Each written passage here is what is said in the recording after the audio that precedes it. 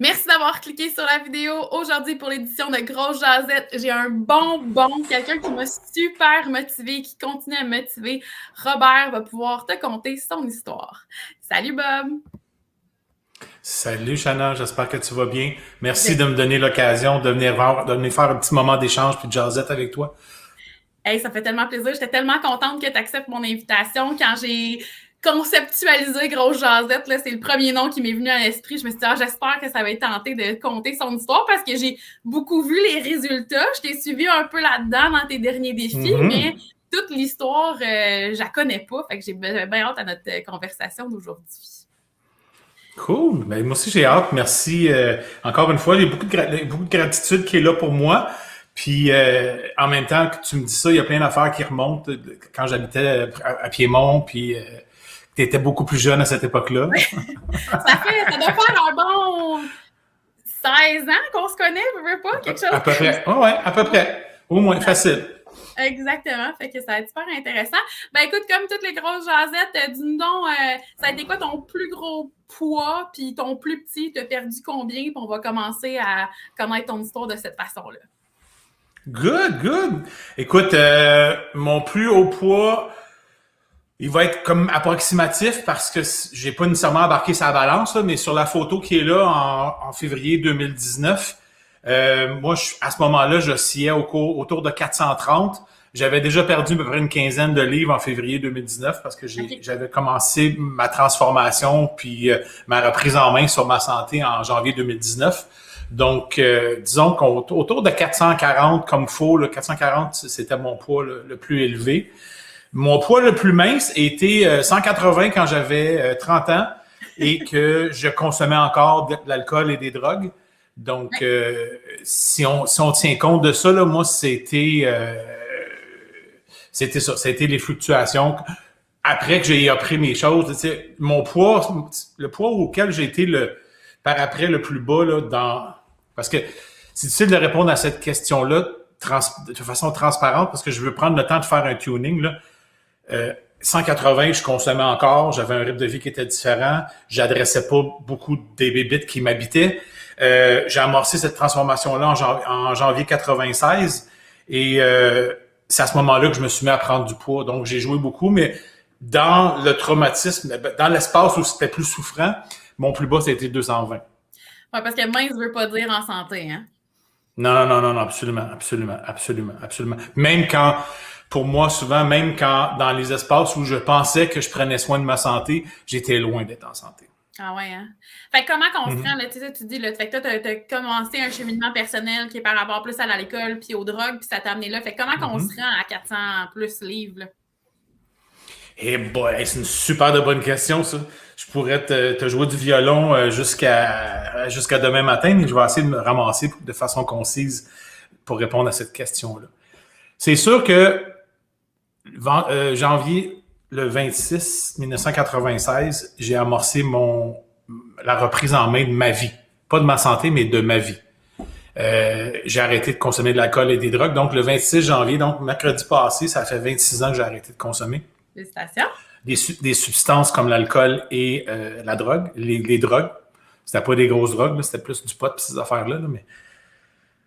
Puis, c'est dans la démarche, mais j'ai appris à me découvrir, j'ai appris à me connaître, puis j'ai appris à lever les roches sur mon chemin, puis aller voir ce qui se cachait en dessous. Les blessures que le petit Robert avait de son enfance, qui a traîné, qui a fait que la consommation d'alcool et de drogue est venue pour écraser ces douleurs-là, pas y toucher, les endormir, les anesthésier, ces choses-là. Donc, en janvier 96, quand j'ai arrêté de consommer, ben j'ai fait ce que la plupart des alcooliques que je connais ont fait. J'ai pris l'abstinence de drogue et d'alcool et j'ai substitué ça dans le sucre.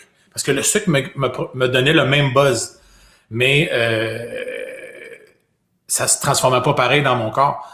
L'alcool va dans le foie, devient toxique, fait que ton corps est pas en santé. Le sucre, lui, va dans le foie aussi, mais là, tu l'accumules. Donc, fait que je suis passé rapidement à jouer avec mon poids dans les premières années. J'étais plus jeune, j'avais 30 ans, donc mon métabolisme était différent. Je récupérais plus vite. Je pouvais aller m'entraîner une heure ou deux par jour au gym pour manger plus sans que ça paraisse sur mon corps. Mais à un moment donné, tu arrives les tranches d'âge 35, 40, puis oups, ça récupère pas de la même façon. Puis là, tu deviens, en tout cas, moi, je deviens plus sédentaire un peu, je bouge moins. Moi, j'ai toujours fait du sport, aller jusqu'à peu près 40 ans où ça s'est comme un peu affaisé. J'ai moins fait de sport, j'ai coaché plus au hockey à cette époque-là. Mais les bébites étaient toujours là, mes blessures étaient toujours là. Puis le chemin que j'avais toujours pris, c'était de prendre de l'alcool pour l'anesthésie ou après ça, prendre le sucre pour l'anesthésie. Donc, jamais vraiment adressé. Tu sais, comme dans mon cas à moi, c'était une blessure que j'avais besoin d'être reconnu puis d'être vu. Puis de la personne la plus importante dans ma vie qui était mon père. Donc, c'était un combat que j'avais entrepris, moi, avec mon père, sans savoir que, tu sais, c'était pas à cause de mon père, c'était plus des choses que moi, des perceptions que j'avais qui étaient erronées, qui fait que je me percevais pas comme les gens à l'extérieur pouvaient me voir. Fait que j'ai comme développé un personnage pour essayer de faire plaisir à tout le monde, de plaire à tout le monde dans mon cheminement. Puis au final, quand moi je fais ça, ben je déplais à la personne la plus importante dans ma vie, qui est moi. Fait que quand je me retrouve tout seul avec moi, un peu triste, frustré, déçu. Puis une façon que j'ai développée, c'est de me saboter avec la nourriture. Donc, ça ressemblait à quoi à ce moment-là pour toi, tu sais, au pic là, de tout ça? Là? Ça ressemblait à quoi ta relation avec la nourriture? C'était-tu des gros moments de nourriture? Tu mangeais tout au long de la journée? C'était quoi cette relation-là? Ben, c'était exactement comme l'alcool. Puis ça, je l'ai touché beaucoup dans les dernières années à prendre des réflexions. Moi, j'étais un buveur solitaire. Donc, je buvais jamais en groupe. Quand je buvais en groupe, je buvais de façon très modérée. Je voulais pas déplaire, hein. On en a parlé tantôt. Puis c'est un mot qui était très pesant dans ma bouche, ne pas déplaire. Être sûr d'être à la hauteur, être sûr d'être adéquat. Donc, l'alcool, devant les gens, j'étais assez sobre. Par moment, je l'ai échappé une couple de fois, là. On va se compter de menterie. Mais moi, souvent, je cachais l'alcool dans la maison. Puis quand, à l'époque, la mère de ma fille se couchait, puis que mes enfants se couchaient à cette époque-là, c'est à partir de ce moment-là que je buvais. Moi, je me considère comme, en anglais, j'ai pas trouvé le mot en français, là, mais en anglais, c'est un binge drinker. Le mot exact, c'est un évier, là. Moi, je buvais jusqu'à temps que je perde connaissance au début. Okay. La première fois que j'ai bu à 13 ans, j'ai perdu connaissance, puis j'ai aimé le feeling. Fait que toutes mes séances d'après ont été similaires à ça. Pas de plaisir pantoute, là, mais c'était ça pareil parce que ça m'empêchait de souffrir.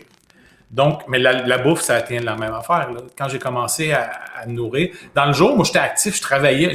Malgré ma consommation d'alcool puis de drogue, j'ai jamais manqué une journée de travail, j'ai jamais manqué mes responsabilités au quotidien. Donc, moi, ça se passait aussitôt que la vie arrêtait dans la maison. Tout le monde allait se coucher, je me retrouvais tout seul. Donc, je devenais l'oiseau de nuit.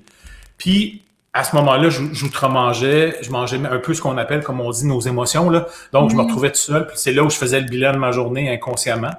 Puis, j'avais de la bouffe cachée partout dans la maison, dans le haut des armoires, surtout des bonbons, des affaires de sucre, des choses comme ça. J'ai toujours été un épicurien, j'ai toujours aimé manger, mais pas nécessairement à outrance, mais quand j'avais besoin, quand je souffrais, puis bien souvent, quand je pouvais me geler avec la nourriture quand j'allais pas bien, puis je peux aussi me geler avec la nourriture en récompense. OK. J'avais accompli quelque chose de grand, c'était je ne buvais plus à cette époque-là. Je pouvais pas me geler, je pouvais pas me saouler ou prendre de l'alcool pour célébrer. Donc, c'est la nourriture qui était... Pendant longtemps, ça a été la nourriture qui a été ma récompense pour des bons coups. Parce que je connaissais pas d'autres chemins. Je connaissais pas d'autres chemins pour arriver à ça.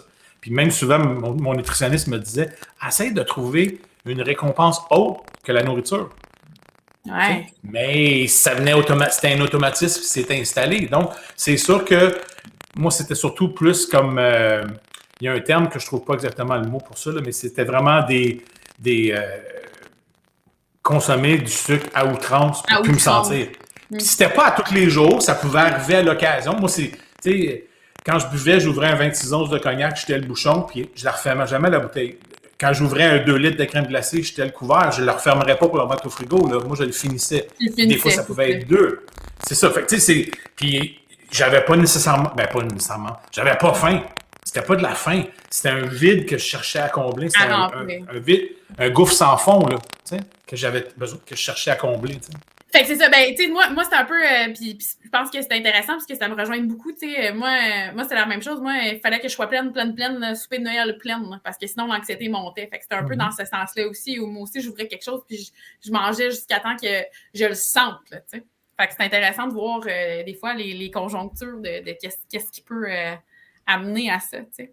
Mais j'aime ça que tu ouvres cette porte-là. Parce que, comme je t'ai dit, avant qu'on rentre en ondes puis qu'on se mette à jaser, moi, je suis présentement en arrêt de travail depuis le mois d'octobre pour un problème de dépression axé sur un trouble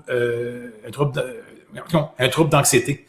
Puis, j'en prends connaissance là que l'anxiété a pris une grosse partie de ma vie. Dans les moments les plus durs où j'essayais de m'engourdir, où j'avais besoin de plaire aux autres, ça partait d'un moment d'anxiété que j'étais pas capable de mettre les mots dessus. Aujourd'hui, avec le travail en thérapie, pendant mon arrêt de travail, puis l'intériorisation, l'analyse, pas l'analyse pour que ça soit déplaisant, mais vraiment les prises de conscience, j'ai réalisé que ça fait longtemps que je traîne un problème d'anxiété. Ah ouais, hein? Ou l'importance de m'en faire avec un tout puis rien. Tu sais, il y a une époque, tu sais, j'en ai parlé avec ma fille aussi à un moment donné que tu connais bien, Jessica, quand elle a quitté la maison pour s'en aller au cégep. Puis, elle habitait à Trois-Rivières, là. Mais moi, tous les soirs, je m'empêchais de sortir au cas où elle m'appelle qu'elle aurait besoin de moi, là. Ah ouais. C'était à ce point-là, là. Puis, elle était majeure et vaccinée, là. Elle faisait sa vie, là. Puis, ça a été 4-5 ans après qu'elle ait quitté le foyer familial, là, peut-être de 19 ans aller jusqu'à 23 ans que je pouvais être comme ça, tu sais. Fait que je réalise que ça fait longtemps que c'est là. Puis aujourd'hui, d'être capable de mettre des mots sur ces états d'âme-là, ben pour moi, ça m'aide beaucoup parce que j'en reprends un peu plus l'emprise ou un peu plus le pouvoir sur mes actions au quotidien. Donc, c'est sûr que ça a déboulé au fil des années. Il y a eu des moments plus stables, il y a eu des moments où ça repartait, il y a eu des moments où ça arrêtait complètement. Je m'entraînais au gym, puis j'ai baissé jusqu'à 220. Après ça, j'ai pensé que c'était réglé. Fait que là, les mauvaises habitudes, ils reviennent, ils se cachent vraiment dans le coin du mur, puis ils attendent que tu fasses un faux pas, puis ils rentrent. Tout le temps. Surtout, pour moi, la réalité dans ça, c'est que le pourquoi je le faisais.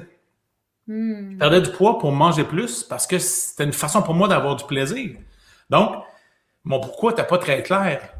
À ce moment-là, ma raison d'agir, elle venait simplement au fait de faut que je perde du poids. Il n'y avait pas nécessairement de conscience. C'était vraiment, je vais perdre du poids, je vais être plus heureux. Il y avait comme, c'était toujours un éternel cercle vicieux qui tournait autour de quelque chose qui n'était pas sain.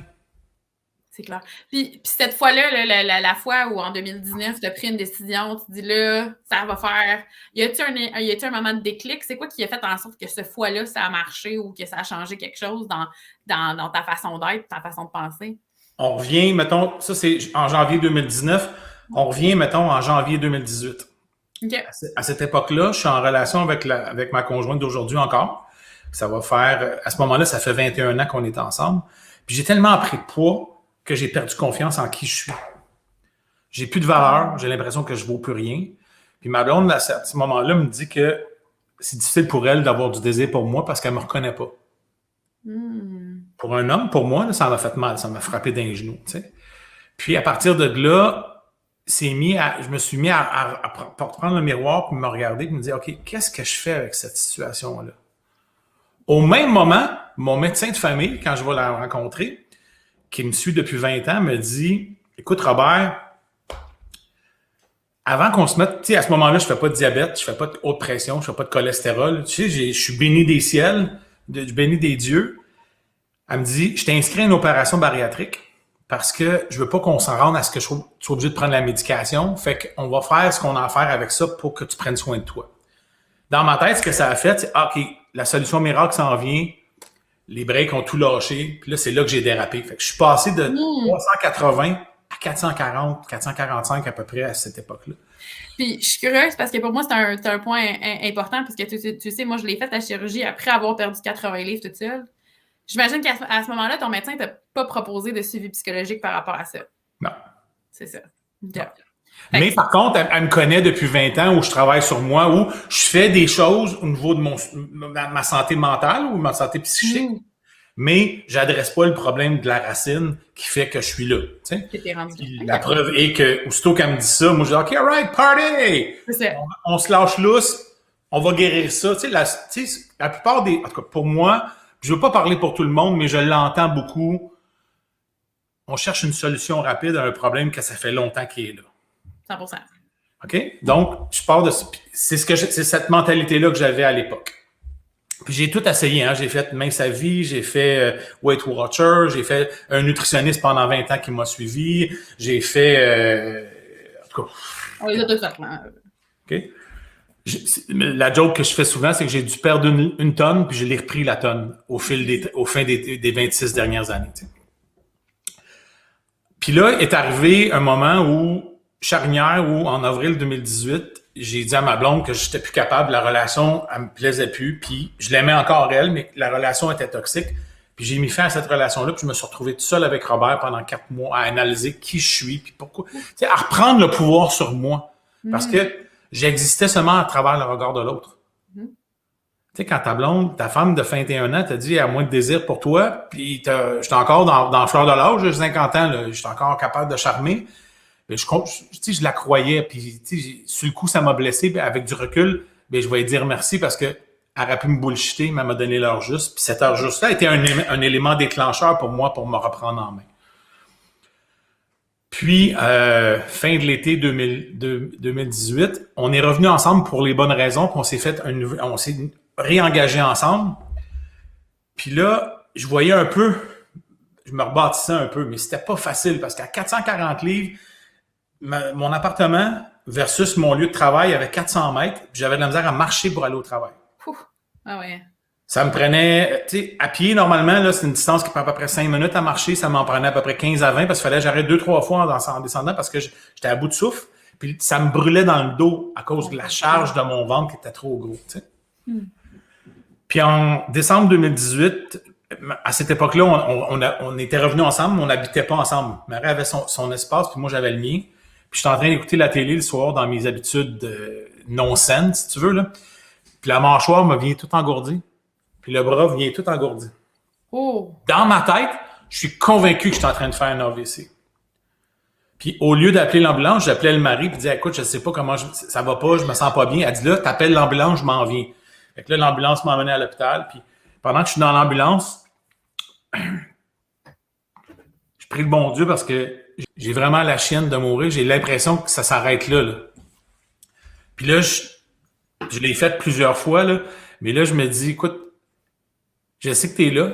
Si tu me permets de passer à travers cette étape-là, je vais faire ce qui est à faire. » Puis cette promesse-là, par contre, je me l'ai faite plusieurs fois. T'sais. Puis c'était facile, j'abandonnais en cours de route. T'sais. Mais au final, ils m'ont gardé 3 jours à l'hôpital pour faire un paquet de batteries de tests et tout. Et ça s'est avéré être une crise d'anxiété. C'était pas un AVC. Mais je peux te dire que j'ai eu peur. Solide. Fait que là, je suis revenu à la maison, puis là, j'ai dit à Marie, j'ai dit, écoute, il faut que je fasse quelque chose, puis je savais pas quoi faire. Parce que j'avais toute la connaissance. Tu sais, j'ai un ami qui me suivait depuis 20 ans, qui était nutritionniste, c'était un bon ami, il me disait les vraies affaires. Je savais exactement ce qu'il fallait que je fasse pour prendre soin de moi, mais j'y arrivais pas. Puis à tous les fois, j'essayais de recommencer, mais je recommençais tout le temps d'où j'étais parti. Donc, je gardais les mauvaises habitudes, puis j'essayais d'en rentrer d'autres. Fait que si t'es incontenant, puis qui est vide, tu peux mettre du stock dedans, mais s'il est plein, il n'y a rien qui va rentrer dedans. Fait qu'à partir de ce moment-là, en janvier 2019, je dis OK, j'essaie quelque chose de nouveau, mais là, à ce moment-là, je repars de zéro. J'efface toute la slate, toute la feuille qui est là, puis je repars à zéro. Donc, j'ai été chercher de la littérature. Moi, en janvier 2019, j'ai changé mon mode de vie pour un mode de vie cétogène. Ouais. Avec l'introduction des jeûnes par après. On aura l'occasion de s'en reparler plus tard peut-être. Mais pour moi, ça a été, OK, c'est celui-là où ça passera plus. OK? Puis tu as eu cette information-là de où le keto, le céto sort de où pour toi? Marie-France, ça faisait déjà 3 mois qu'elle lisait sur ça puis qu'elle m'en parlait. Mais tu sais, à un moment donné, là, elle m'en parlait dans un espace où je voulais pas l'entendre. J'étais totalement dans le déni. Puis, tu sais, j'avais fait le tour. Je pensais tout savoir. J'avais l'orgueil gros comme ça. Je voulais pas, tu sais, j'avais pas le goût qu'on me dise quoi faire. Je voulais trouver mon chemin, tu sais. Mais suite à la péripétie de l'ambulance, je suis devenu un peu plus mou d'un genou, puis les oreilles se sont ouvertes, puis les oreilles là, puis les oreilles ici se sont ouvertes. Puis je dis, OK, ben regarde, je vais l'essayer, mais je vais l'essayer à ma façon, puis à mon rythme à moi. Puis à ma façon, ça veut dire, comme je te disais tantôt, j'efface le disque dur qui est là présentement, puis j'essaie de reprogrammer ça avec des nouvelles données. Donc, j'ai acheté des livres, je me suis mis à lire les livres qui se vendent chez Costco, là, mais perdre du poids en mangeant du gras de Dr Bordua. Puis dans ma tête, pour moi, ça faisait pas de sens. Puis encore aujourd'hui, après 3 ans, puis 240 livres perdus, ça fait encore pas plus de sens. Mais en ce moment, c'est pas moi qui le contrôle, c'est mon corps, puis il fait ce qu'il a à faire. Fait qu'on a commencé à aborder ça, puis après 3 semaines de ce nouveau mode de vie-là, parce que pour moi, aujourd'hui, c'est pas un régime, c'est pas un mode de vie, c'est un mode de vie à même titre que mon alcoolisme que j'ai arrêté. Je le sais aujourd'hui, si je retourne dans le sucre, moi, je vais mourir. C'est sûr, c'est sûr.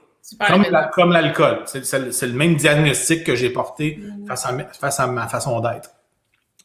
Après 3 semaines de ce mode de vie-là, j'avais plus de rage de sucre le soir, plus de douleur articulaire, puis j'avais tellement d'énergie, Chana, là, je savais pas quoi faire avec. Ah ouais, hein? Puis là, ben, je dis à Marie, je vais aller marcher. J'étais en train de... Tu sais, je tournais en rond dans la maison, puis elle me trouvait fatiguée. Elle dit, t'as bien de l'énergie? Fait que j'allais marcher. Puis là, je me reconnaissais pas pantoute, là. J'allais marcher pour aller travailler, ça allait super bien. Je revenais, je finissais de travailler, je retournais marcher. Tu sais, au début, c'était 1 km, 2 km. Ça s'est rapidement transformé en 10 km 3 fois par semaine. Puis là, je dis, voyons, ça me faisait du bien, là. J'avais un niveau d'énergie, mon sommeil était meilleur, mon mindset dans ma tête, j'étais beaucoup plus présent, plus de clarté d'esprit, un niveau d'énergie. Tu sais, tout ça vient que mon humeur exécrable, mon intolérance, mon impatience, ça s'effaçait pour faire de la place à de l'ouverture, à de l'écoute, à une meilleure confiance en moi. Puis ça a été faire des essais-erreurs pour apprendre comment mon corps fonctionne. Moi, là, les 20 ans où j'étais suivi par un nutritionniste, il me remettait une feuille avec un plan alimentaire. C'était écrit, tu vas manger ça pour déjeuner. Tu sais, je mangeais 6 repas par jour. Tu vas manger ça. Puis là, il me donnait un guide avec des équivalents que je pouvais changer. Mais moi, je voulais tellement pas déraper que je mangeais pendant un mois la même affaire qu'il me donnait. Puis jamais sans essayer de comprendre. C'est ça. Jamais sans essayer de comprendre mon corps, il fonctionne comment de telle façon. Puis à un moment donné, c'est sûr, quand tu travailles en restriction tout le temps, le break a beau être solide, là, mais c'est un câble d'acier, puis quand il baigne dans le liquide, quoi que ce soit, il va corroder, puis il va péter, puis quand il pète, mais là, c'était la débandade à chaque fois. Mais là, avec l'alimentation, c'était totalement le contraire. Là. Moi, je suis passé du manger du poulet blanc avec du brocoli vapeur et un peu d'huile d'olive dessus, à manger du gras, manger un paquet d'affaires, puis ça goûte bon, puis j'avais du plaisir à manger. Puis, je me suis jamais pesé, moi. OK. Je le sais parce que ça fait assez longtemps que je faisais des régimes pour savoir que quand je porte tel pantalon, telle ceinture, à tel espace, puis tel short, tu sais, je portais du 54 de pantalon, puis du 5X de chandail. Donc, quand t'es rendu à ça, j'avais jamais été là, fait que je savais que mon plus pesant, ça avait été 400, puis là, j'étais autour de 440, 450. Mais là, avec ça, je trouvais... là, je me mettais à fondre. Tu sais, quand je t'ai envoyé les photos tantôt, là, ça a fait, ben voyons donc, les dates sont-tu bonnes sur le papier? Parce que février 2019 à décembre 2019, j'ai 200 livres de différence sur la photo, là. Ah ouais, c'est fou, hein? Puis on parle de 10 mois, 11 mois, mettons. On va y aller logique, là. Parce que c'était un petit peu avant les fêtes. C'est autour du 20-21 décembre 2019, la photo qui est là. Mais, ce que ça a fait, c'est que pourquoi j'ai choisi de reprendre ma vie en main, c'est parce que j'ai une fille que j'aime puis que je veux voir grandir. J'espère un jour qu'elle ait des petits-enfants puis que je puisse avoir mes petits-enfants. Ma blonde a 3 enfants, on a 3 petits-enfants avec ces enfants-là. J'ai plein de monde autour de moi qui m'aime. La relation avec mon père et ma mère va super bien. Et j'ai pas le goût de perdre ça, là. Ça fait 25 ans que je travaille pour acquérir cet espace-là puis mettre les choses à la bonne place puis devenir l'être humain que je veux être. Pas à travers ton regard, mais à travers qui je suis moi. Fait que, donc, À chaque jour, je faisais ça. Puis là, à un moment donné, l'activité physique, la marche, il y a 2 heures par jour. Ça me prenait 2 heures à marcher 10 km 3 fois par semaine. Je trouvais que ça me prenait beaucoup de temps. Puis encore là, j'ai encore un petit peu de performance à cette époque-là. Puis là, j'ai dit, OK, je vais essayer de courir un peu, de faire des petits intervalles de course dans les montées, parce que c'est moins dur sur mes genoux. T'sais. Puis là, la course embarque. Puis, tu sais, c'est tranquillement, pas vite, mais pas vite. Ça a pris du temps avant que ça embarque parce que je vais être totalement transparent avec toi. La course à pied, j'ai toujours haï ça. Là. Quand je jouais au hockey, là, mes coachs ils me donnaient du vélo stationnaire ou du vélo à l'extérieur dehors pour me préparer physiquement parce que la course à pied, j'aimais pas ça. Je trouvais ça plate. Puis encore plus courir sur un tapis roulant, là, ça avance pas. Puis, juste pour situer les gens, là, parce que je pense que c'est important aussi de dire, aujourd'hui, derrière toi, on peut voir tes médailles de course, c'est ça? Fait que c'est quelque chose maintenant qui te drive au contraire. Là. Absolument. Puis c'est drôle comment... pas que c'est drôle, mais il y a un autre élément déclencheur. Tu sais, quand j'ai commencé à... OK, là, je vais écouter ce qui se passe autour de moi au lieu de penser que je sais tout. Puis je vais écouter les gens qui sont là pour m'inspirer. Puis je vais travailler avec eux. Puis... Tu sais, on disait tantôt dans notre conversation, tu sais, puis dans la façon que tu l'as exprimé au début, c'est vrai que c'est pas facile de faire des transformations comme ça.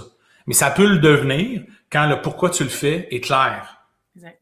Puis souvent, j'ai fait des régimes alimentaires pour perdre du poids parce que j'ai dit, même j'ai perdu du poids, moi me sentir bien.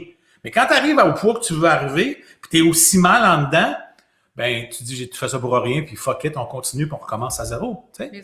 Mais quand c'est clair, puis que là je commence à écouter les gens autour de moi qui me donnent des inspirations, puis une personne dans ma vie qui était une grande source d'inspiration, c'est ma conjointe. Elle a un volet, une personnalité, elle a quelque chose en elle, dans sa créativité.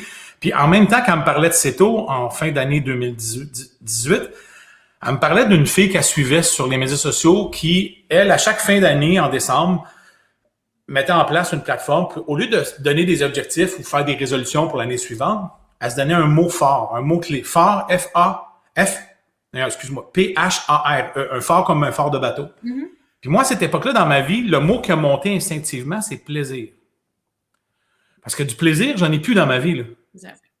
Tu sais, je suis en relation, ça va bien, mais j'ai pas de plaisir dans rien parce que je suis pas bien avec moi. Fait que je dis, OK, pour 2019, je vais essayer de mettre du plaisir dans tout ce que je fais. Donc, remettre du plaisir dans m'alimenter, remettre du plaisir dans prendre soin de moi. Ça ne veut pas nécessairement dire d'aller 2 heures par jour au gym.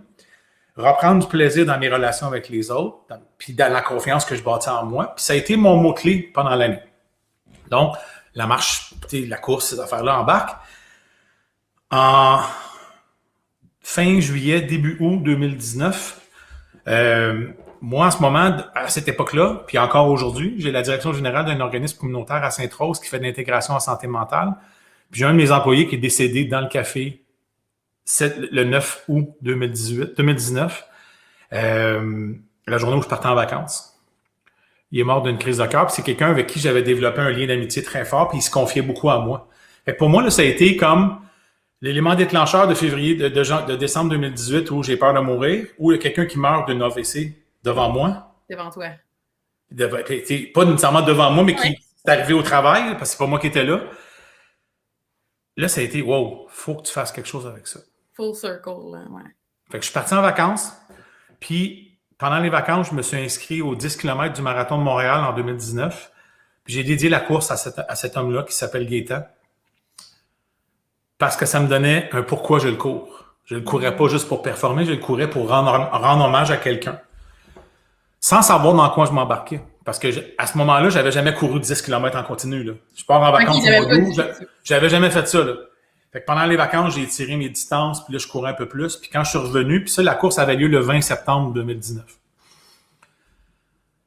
Fait que là, je me pointe, puis une des photos que je t'ai envoyées avec mon t-shirt gris, là, ça, c'est la journée de ma première course officielle. Là. OK? Là, je suis sur le fil d'arrivée, là, celle que j'ai le t-shirt gris avec les leggings et les shorts noirs, là.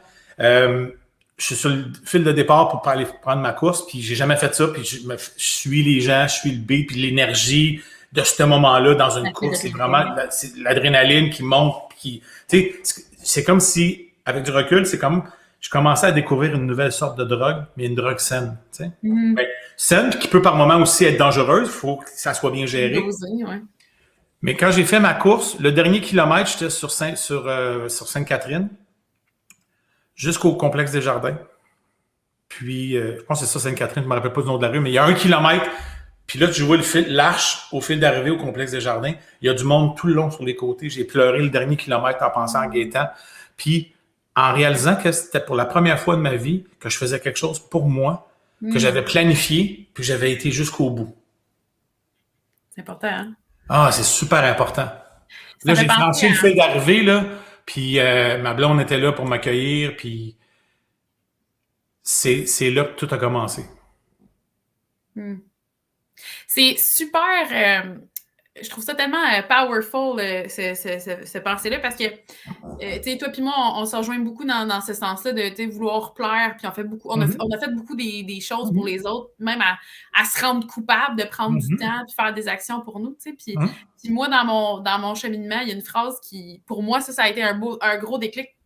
Il y a une phrase qui m'a marquée sur un livre que j'ai lu qui disait, tu sais, quand il y a un avion qui est en train de tomber, puis que les masques d'oxygène tombent, tu sais, ils disent de mettre ton masque d'oxygène à toi-même avant de le mettre aux autres. Je pense que des personnes comme nous, de prendre le masque d'oxygène et de dire « Hey, je fais ça pour moi, puis j'ai le droit de le faire, puis je le fais avant d'aider les autres, puis c'est comme ça que je vais aider les autres. » C'est des moments qui sont super forts. Fait que ça, c'en est un super beau moment fort, tu sais, de réaliser que tu peux le faire pour toi, puis que ça fait du bien, pas juste à toi, à tout le monde autour de toi, c'est important, tu sais.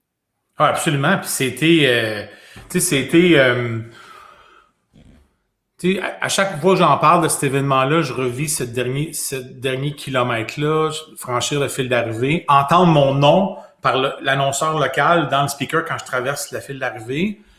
Peu importe le temps, je m'en fous, là. Mais tu sais, j'avais couru 10 km en continu, il faisait chaud à mourir cette journée-là en plus. Puis là, d'arriver au fil d'arrivée, prendre des photos, il y avait un paquet de stands partout, tu peux avoir des souvenirs, des photos souvenirs avec j'en ai plein de photos, là. Puis là, j'ai rencontré des amis que ma blonde connaissait, que eux faisaient partie d'un club de course. Il y avait toutes des petites camisoles roses marquées courir ensemble dessus. Puis je les ai croisés sur mon parcours de course, puis ça criait, il y avait du fun au bout. T'sais. Puis moi, en 2019, mon mot, c'était le plaisir, là. Puis là, elle vient me voir. « Hey, si t'aimes ça courir, viens courir avec nous autres. Ce soir, on est une belle gang, on a du fun. » Puis ça a été une autre histoire d'un mois qui a commencé avec eux autres, avec le groupe Courir Ensemble.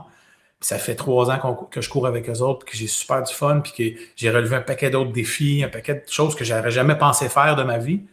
Mais, tu sais, aujourd'hui, après 3 ans d'avoir changé ce mode de vie-là, j'ai un poids qui est stable, j'ai jamais repris, j'ai de l'énergie encore. J'ai 50, je vais avoir 56 ans en mars. J'ai l'impression d'avoir max 40. Max 40. Tu sais, j'ai jamais été en santé. Tu sais, pour moi, il y a un moment donné où, pendant la remise en forme des choses, puis la reprise de contrôle sur ma vie un peu, il y a un mot qui me revenait souvent, c'est la santé globale, de l'équilibre entre ma tête, mon cœur et mon corps. Mm-hmm.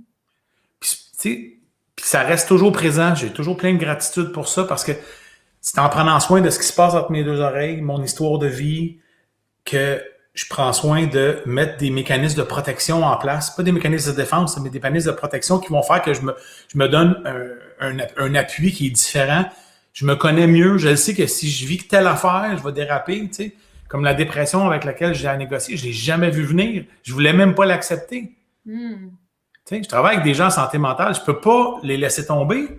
Encore là, même quand ça fait mal, je suis encore en train de vouloir aider les autres. Il y a des prises de conscience qui font que, hey, c'est un exemple là, que moi, je puisse prendre soin de moi. Aujourd'hui, je le vois vraiment comme une gratitude, comme un merci la vie de m'avoir permis de vivre ça. Mm-hmm. Il y en a qui vont dire, il est bien con. Mais non, mais merci. Parce que si je passe pas là, ce problème-là, il va réapparaître à un moment donné. Là.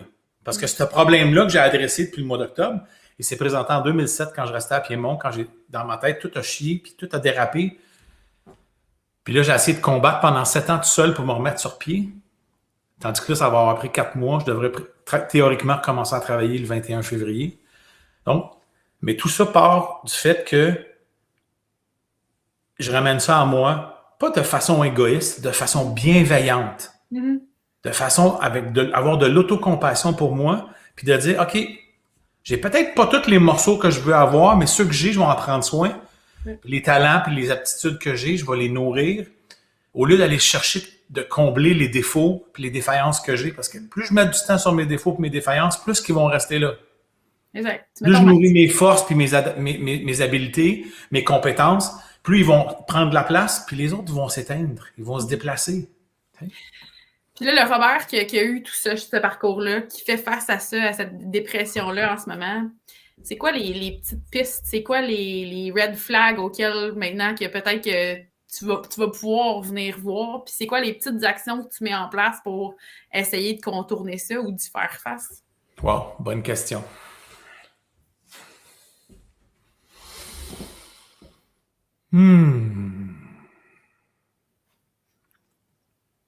À un moment donné dans ma vie, ben, un des choses que j'ai identifié, c'est mon intensité.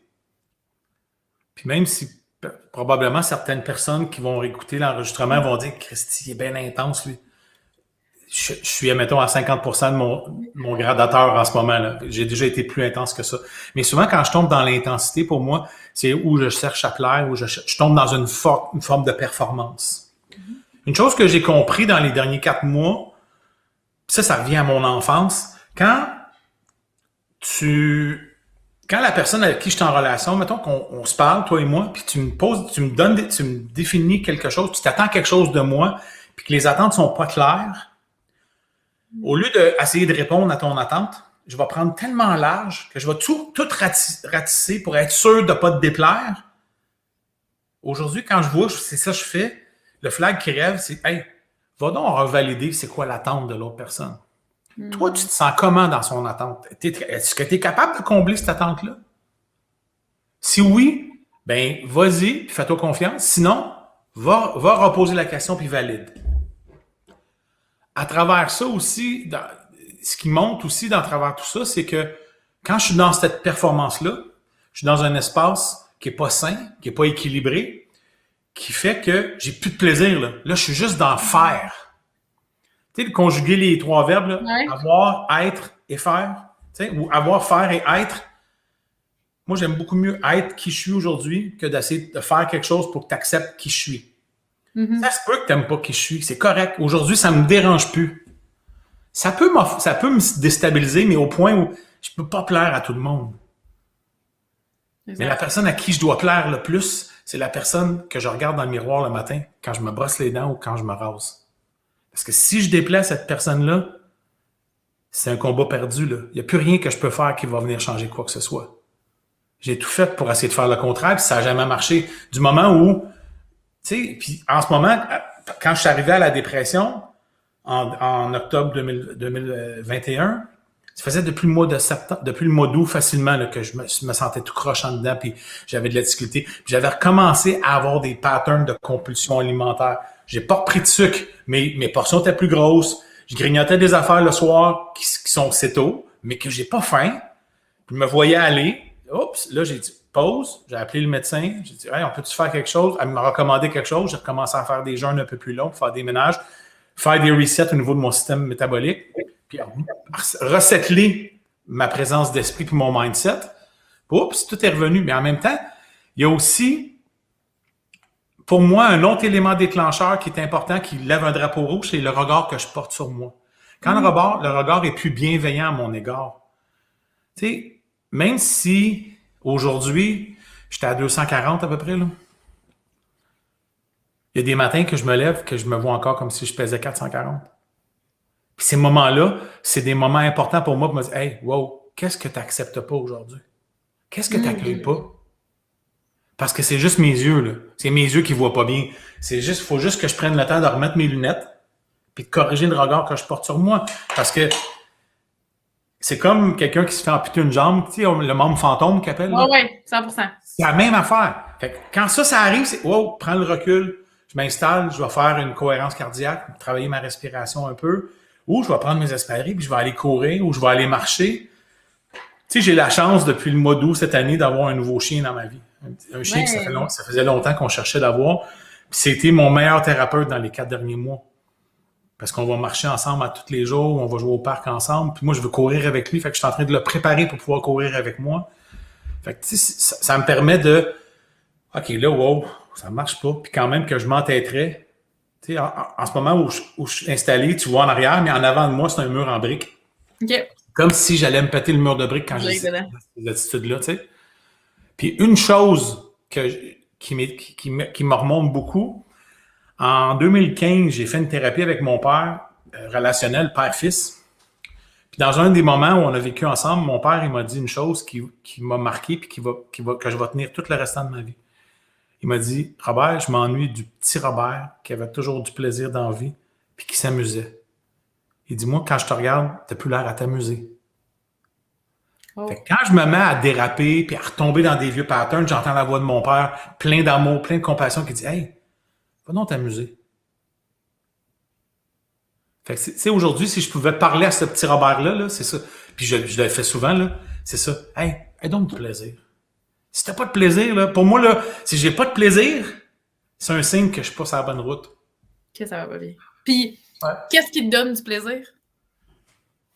Profiter de chacun de ces moments-là, tu sais, de travailler. Puis pour moi, tu sais, il y a des gens dans ma vie qui m'ont dit que j'étais trop émotif. OK. Puis c'est souvent des gens qui étaient trop rationnels qui me disaient que j'étais trop émotif. Mais ce que j'ai découvert aujourd'hui, c'est que mon intelligence émotive, c'est ce qui fait qui je suis. J'ai pas le goût que ça change. Donc, j'ai continué à écouter mon intuition. Tu sais, par moment, des fois, j'ai fait des choses pour faire plaisir à d'autres, puis à l'intérieur de moi, ça me disait non, va pas là, c'est pas bon pour toi. Aujourd'hui, je suis capable de le dire. Écoute, regarde, je sais que c'est important pour toi que je vive ça avec toi, mais aujourd'hui, je suis pas certain que c'est la bonne chose pour moi. Je vais prendre du recul, on s'en reparlera à un autre moment donné. Je le fais de façon bienveillante en mon égard, mais bienveillante à l'égard de l'autre personne aussi. Tu sais, pour être sûr parce qu'à la base, je suis un être de relation. Je suis pas un être. Quand je suis impulsif, quand je suis impatient, c'est pas moi. C'est que je suis en réaction à quelque chose qui me déplaît. Puis avant d'en prendre connaissance, des fois, c'est d'accepter que, wow, tu es en train de te péter la tête sur le mur. Comment on peut changer ça? Ben, c'est de prendre du recul, descendre dans moi, respirer, voir qu'est-ce qui est là. Puis, tu sais, même encore là, avec la dépression, il y a des journées que ça me tentait pas d'aller courir, mais j'allais marcher avec mon chien. Puis il y a des journées, il n'y a rien qui me tentait. OK, parfait, il n'y a rien aujourd'hui.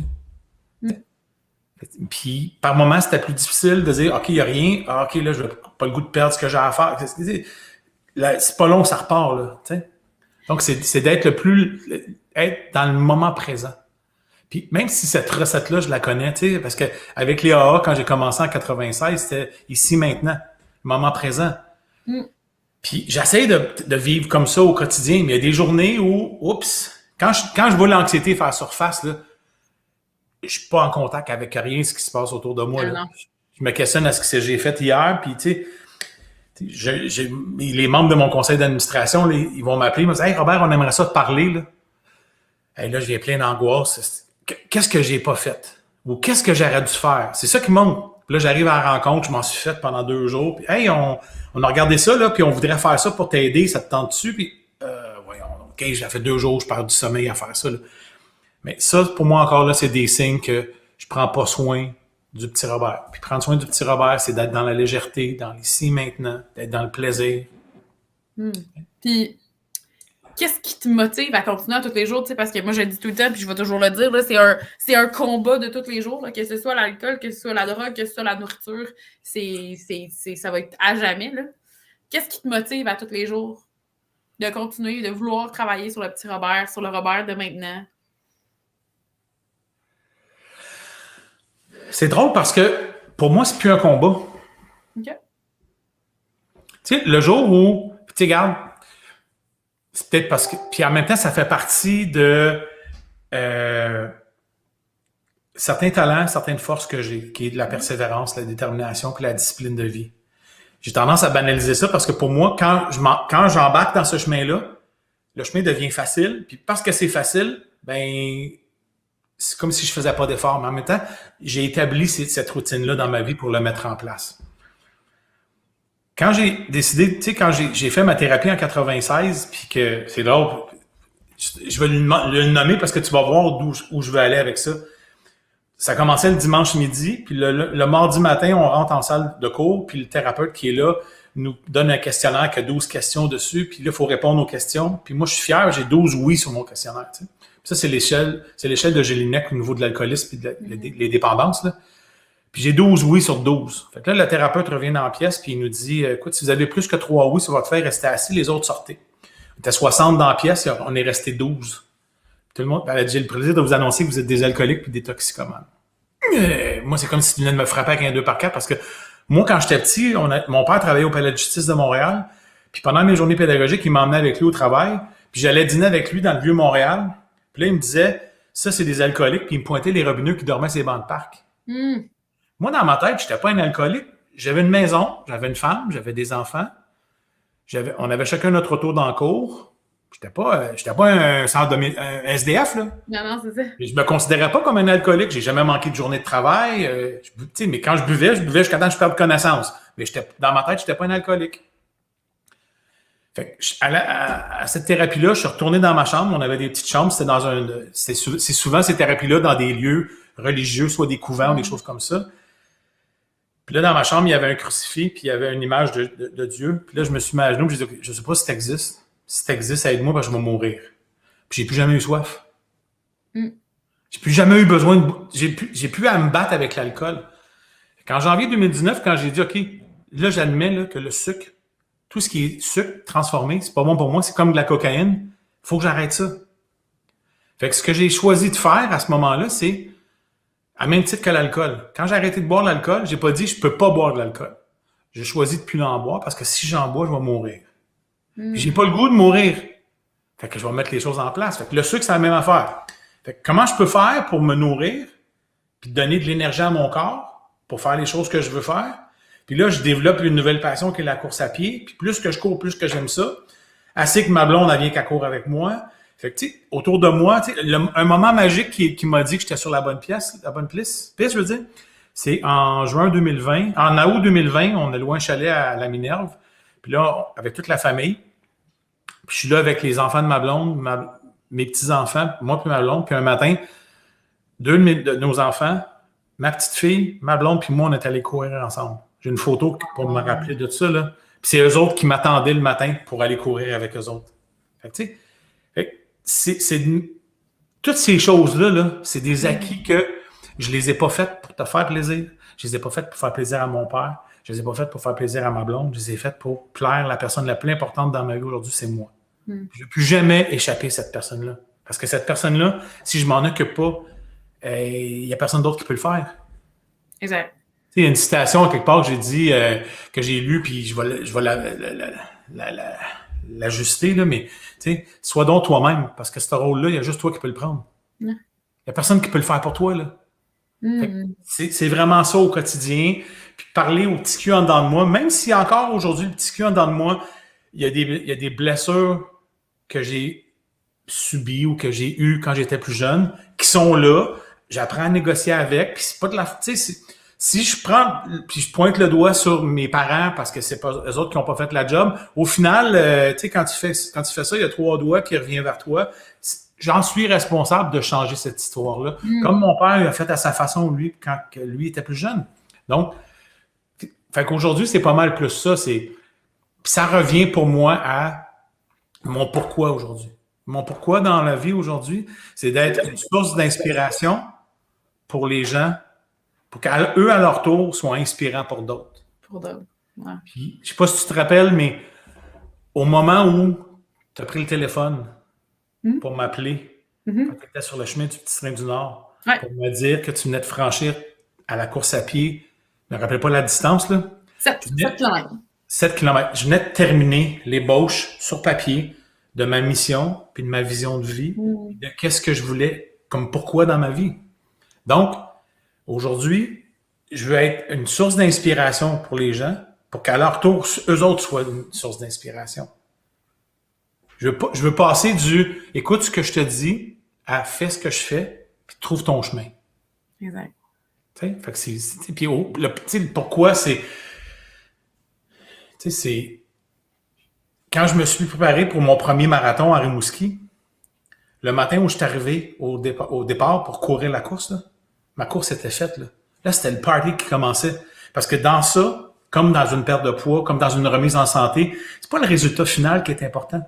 C'est ce que tu apprends du point A au point B, puis toutes les transformations qui s'en suivent. Mm-hmm. Tu sais, de réaliser là, que j'avais pris avec discipline, puis détermination, puis acharnement par moment, mon plan d'entraînement, puis faire les choses, puis tout en ayant du plaisir, parce que plus l'objectif est grand, plus les sacrifices sont grands.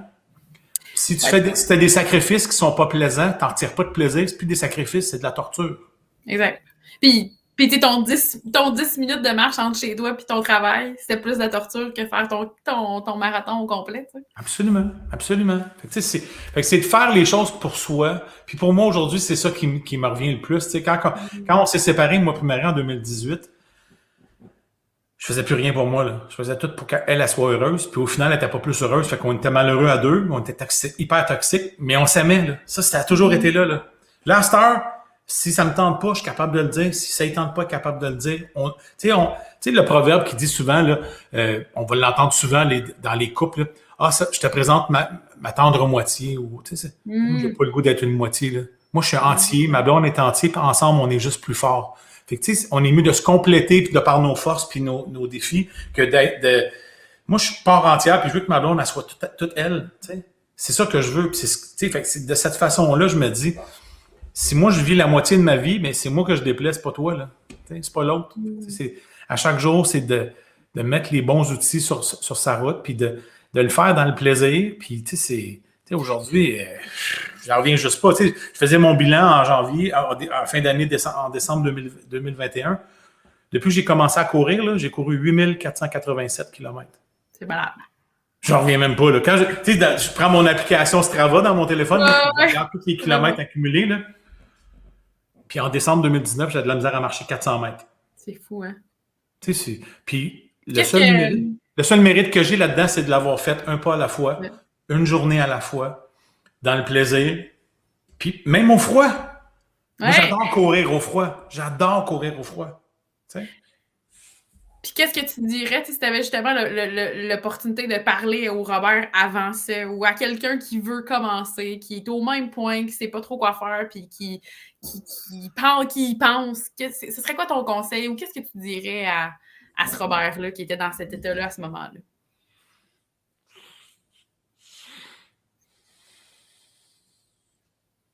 Bonne question. Parce que moi, je trouve qu'il y a un attrape dans ta question. Je vais t'expliquer pourquoi. C'est que c'est sûr, puis probablement que toi aussi, tu l'as déjà vécu. Depuis 3 ans que j'ai fait ma transformation, quand j'ai tendance à publiciser les photos ou à donner des entrevues comme je fais avec toi, j'ai plein de monde qui appelle et qui dit « Hey Robert, qu'est-ce que tu as fait? Dis-moi qu'est-ce que tu as fait, je vais le faire, je veux avoir ce que tu as. » Qu'est-ce que tu es prêt à faire pour avoir ce que j'ai? Puis, qu'est-ce que tu as besoin pour toi pour avoir ce que toi, tu as besoin? C'est bien plus ça la question, parce qu'il n'y a pas de recette miracle. La seule recette, c'est, pour moi aujourd'hui, là, c'est revenir à la case départ au moment où je souffre et que je suis pas bien, là. C'est d'aller voir le petit Robert et dire « Hey, continue donc à t'amuser, puis aide-toi. Simplement. Tu n'as pas personne à plaire. Fais juste t'amuser, puis profite de ta vie. C'est tout. » Parce que toute la déchéance par où j'ai passé, j'étais pas fier, moi, d'avoir été alcoolique, de commencer à boire à 13 ans, puis d'avoir pesé 440 livres. Mais tout ça est parti d'une place où j'ai donné le pouvoir à l'autre sur mon bien-être.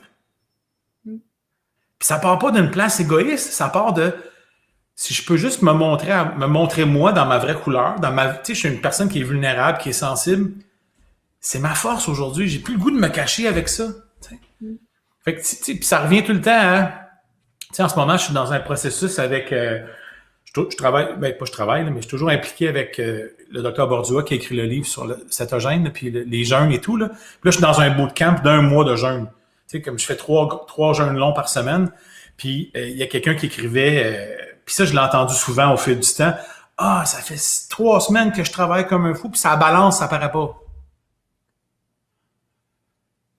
Mais au final, ce qui monte tout le temps pour moi, c'est pourquoi tu le fais? Si tu veux que ça baisse, ça balance. Moi, en janvier 2019, là, quand j'avais plus de plaisir de vivre, là, Je savais qu'il fallait que je perde du poids, mais j'ai pas changé mon alimentation pour perdre du poids. J'ai changé mon alimentation pour être en santé, puis être là avec ma blonde, puis mes enfants, puis mes petits-enfants le plus longtemps possible.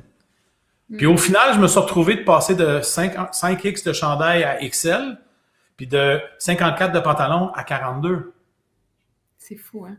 C'est fou. Puis jamais j'ai focusé, je me suis pesé une fois en octobre 2019, où je suis allé voir un kinésiologue, parce que je ne te l'ai pas dit tantôt, là, mais quand j'ai fini le 10 km au Marathon de Montréal, je suis parti de là, je suis revenu au Complexe des Jardins.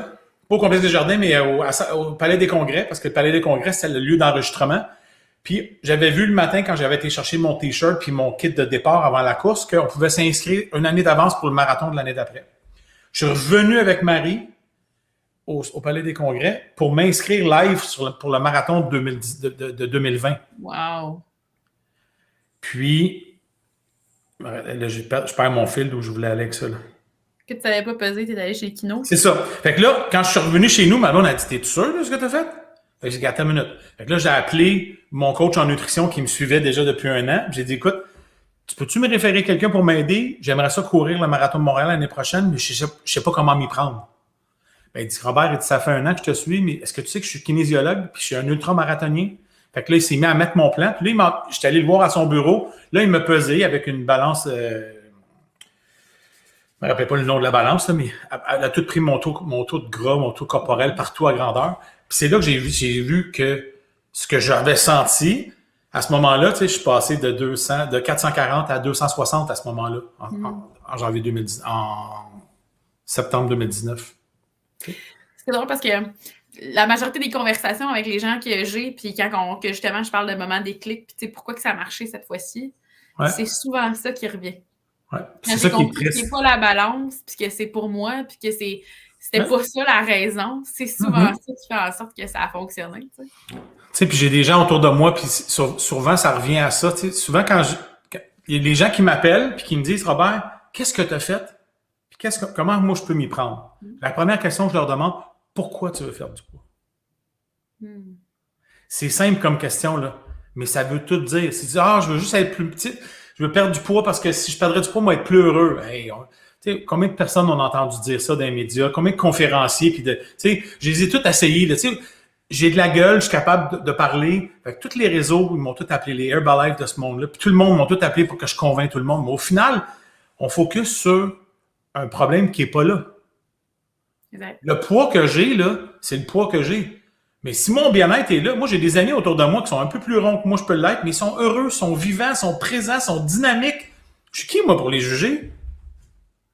Exact. Tu sais, fait qu'au final, c'est pourquoi tu veux le faire. Parce que le pourquoi que tu veux faire, le pourquoi tu veux reprendre ta vie en main, si c'est pour... tu sais, c'est sûr que dans la première année, quand je me suis donné comme objectif de faire le marathon de Montréal, je m'étais dit, ce coup-là, je me laisserai pas tomber. Mais j'ai mis une routine en place. Tu sais, des nouvelles habitudes, on dit que ça prend 21 jours, mais au bout de 21 jours, tu sais, là, tu le fais dans le plaisir, dans le fun, avec des gens qui sont merveilleux autour de toi, qui stimulent. T'sais, après ça, quand tu sais où tu t'en vas, mais tu t'entoures des bons joueurs. Si tu restes toute seule, la première courbe ou la première roche dans ton soulier, tu vas déraper. T'sais, moi aussi, je te suis, puis je vois la qualité des gens autour de toi, ton conjoint. Juste le fait de t'entraîner avec ton conjoint dans ton garage chez vous, ça change la donne. Parce que toi, tu inspires ton conjoint. Puis là, je vois que tu as des amis autour. Fait, tout ça, ça a un impact au final. Puis, ça nous fait en sorte de continuer le mouvement vers une saine alimentation, un mode de vie sain. Parce que souvent, t'as beau... Tu sais, moi, j'ai des amis qui font un paquet de compétitions de sport, toute l'équipe, puis ils sont sur un paquet de produits en même temps, puis ils sont toujours à côté dans la performance. Moi, je suis pas certain. Moi, c'est ma passion. J'ai passé ce chemin-là dans la performance. Pas sûr que c'est plus sain, parce que là, ça vient combler quelque chose qui manque. Puis ça part de moi. Là. Puis je vais pas partir pendant des heures là-dessus, là, mais c'est ça. Non, puis c'est encore, tu sais, ça rapporte un peu à ce que tu disais. Est-ce que c'est vraiment dans le plaisir rendu là? Hey, Robert, merci beaucoup de ton temps. C'était super inspirant. J'adore te parler. Tu sais que pour moi, tu fais partie d'une grosse partie de mon cheminement depuis longtemps. Puis, j'ai vraiment apprécié ton temps. Merci beaucoup. fait plaisir. Plus on s'assemble, plus on va envoyer de l'inspiration puis que c'est possible parce que, tu sais, c'est même encore là aujourd'hui, 3 ans plus tard, je me dis, hey, j'en reviens pas. Tu sais, ça m'a touché tantôt quand je t'ai envoyé les photos pour que tu puisses préparer ton montage. Puis, hey, wow. Tu sais, c'est là que c'est dans ces petits moments-là, pour ça que moi, tu sais, en arrière, les médailles sont pas là juste pour te dire que je suis clinquant, j'ai des médailles. Mais hey, c'est toutes des courses que j'ai faites. Moi, c'est de me rappeler et de me dire, hey, ça, c'est des choses que tu t'es fixé un objectif, tu as fait le travail, tu as établi le plan de travail, tu l'as fait, puis tu es arrivé à bon port. Puis ça, il n'y a personne d'autre que moi qui peut les avoir faites, ça. T'sais? Exact. Fait que ça, c'est dans la vie comme dans toute chose aussi, tu sais. Good. Merci beaucoup. Merci pour ton temps. C'était bien gentil. C'était une super conversation. Puis comme toujours, tellement inspirant. Cool. Ça fait plaisir. Merci Bonne beaucoup. soirée. Prends soin de toi. Bye.